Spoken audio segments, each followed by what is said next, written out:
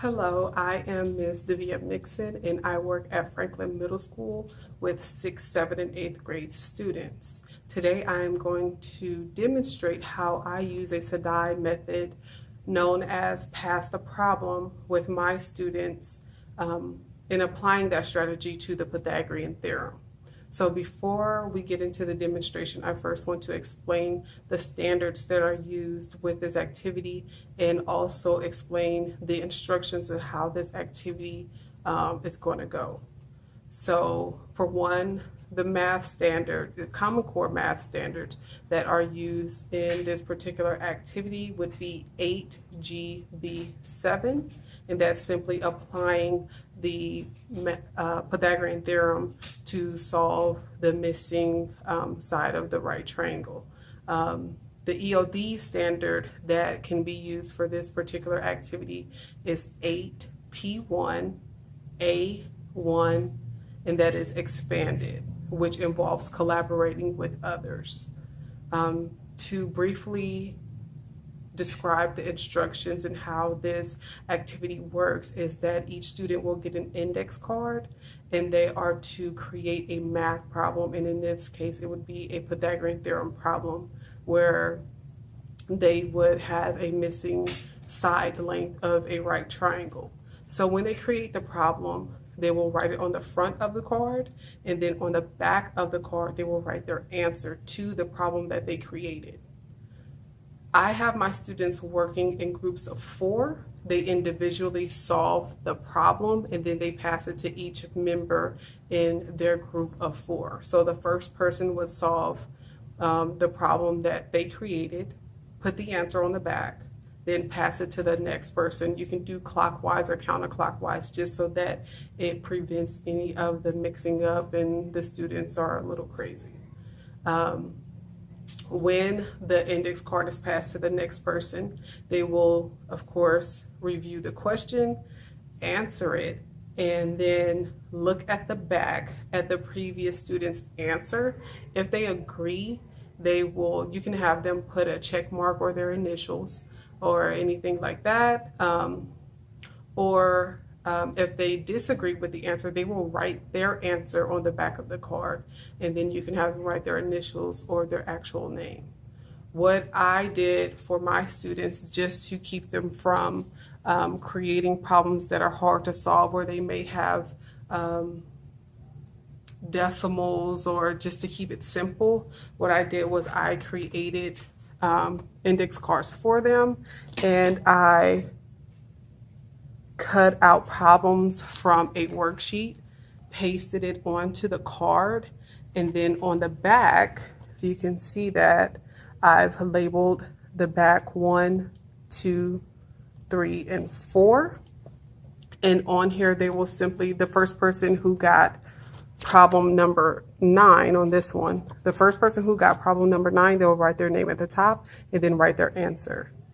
When they switch, the second person will write their name at the top, do the problem. If they agree with the first person, they will leave their square blank. If they don't agree, they will simply write their answer here. And so on and so forth with person number 3 and then person number 4. So that's the activity. That's the method that I'm going to use to pass the problem. You can modify it the way that you want for your particular class and what works best for you. Thank you. By the end of this pass the problem activity, as many students that you have in a group or in a pair should have written their answer on each of the person's card, and then they will review each card, problem, and answer and kind of discuss how they got the answer. That way the students are collaborating, learning from each other, and also learning from their own mistakes. Okay, hello everyone. I'm glad that you're here today. I know that you see the cards already on the table that I have placed for you. That is for the activity that we are going to do today. And the activity is called Send a Problem. So with this activity, we're going to continue using the Pythagorean theorem. So all of the skills and practice that you've done this week, you will continue that with this activity. the way send a problem goes is each of you have an index card with a Pythagorean theorem problem on it, okay? The problem that you have, you are going to solve that problem. And then I want you to check your work, as always, check your work. And then the answer that you got for that problem, you are going to flip your card to the back. If you look on the back, if you're the first person with this card, you will write your name in box number 1 on that line. In the answer that you got for that problem, you'll write your answer under your name in box number 1, okay? You and your partner will have different problems, but both of you will follow those steps. Both of you will fill out box number 1 with your name and the answer that you got, okay? Once you've done that, both of you have done that, filled out box number 1, I want you to switch problems with your partner. You are going to then repeat the steps of solving the problem and checking your work, okay? Once you've done that, you're going to flip it to the back. Look and see if your answer matches what your partner wrote. If your answer matches what your partner wrote in box number 1, all I want you to do is write your name on the line in box number 2, and then leave box number 2 blank under your name, okay? If your answer does not match your partner's answer, you're going to write your name at the top on the line in box number 2, but you will write your answer under your name. Now, that is if your answer is different, okay? So both of you will do your own problem, put your name and answer on the back for the first card that you've received. Then you're going to switch, solve the problem, compare answers. If it does match your partner's answer, you're going to just write your name at the top of box number 2. If it does not match, you will write your name and your answer in box number 2.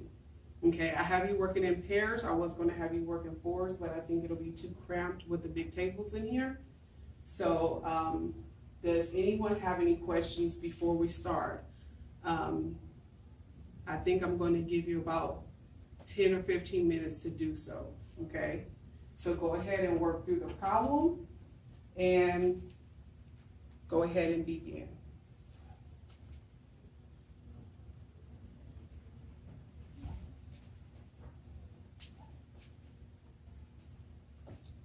One, two, three, all eyes on me.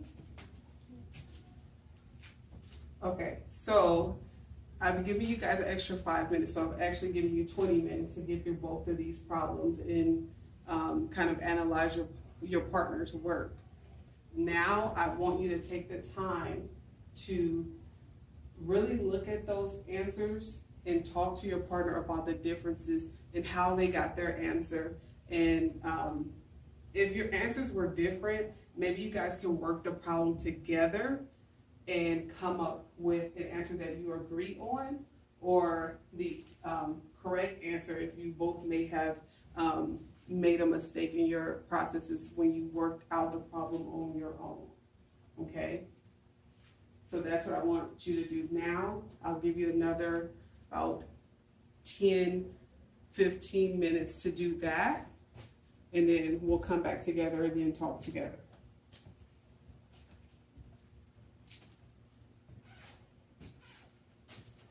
One, two, three, all eyes on me. Okay, so I was walking around and I saw that a lot of you did very well. So I thank you guys for working hard. Some of you who had questions, I was able to sit there and talk to you and your partner and work through some things and answer your questions. I hope that you guys really were able to get more understanding of something you may have misunderstood in the beginning, or you just needed to practice more on something So I will go ahead and have Ariana collect these from everyone. The bell is going to ring, so I want everyone to clean up their things, get ready, and wait quietly for the bell. All righty.